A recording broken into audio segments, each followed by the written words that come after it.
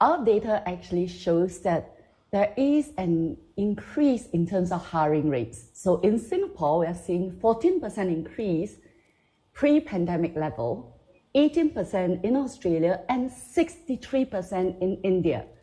So it goes to show that the hiring rate is still relatively high in Asia Pac.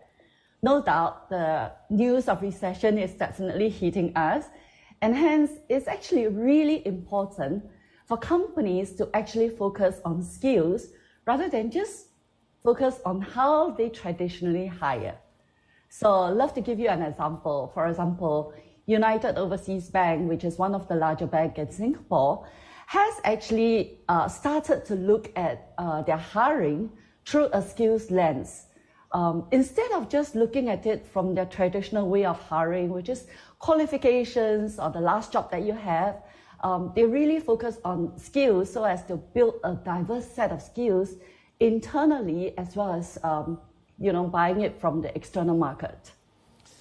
Fionn, this is a tough question to ask you, and I'm glad to hear that a lot of companies are actually hiring based on skills, etc. But traditionally, in an economic cycle, most companies actually would wait for the bottom to fall out, meaning for a recession to hit, for companies to start firing workers, letting them go, furloughing them, etc., and then come in and scour and forage and look for value. Is that not going to happen this time around, do you think? I think what the pandemic has taught us is the fact that a lot of companies that were able to pivot fast enough, the companies that have the skill sets that they are able to harness, they were able to actually strive and thrive even in the midst of pandemic.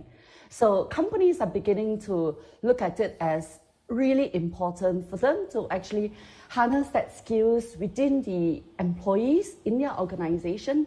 How do they help these employees to acquire new skills so that they can continue to pivot where necessary to capture the growth that the business requires them to do?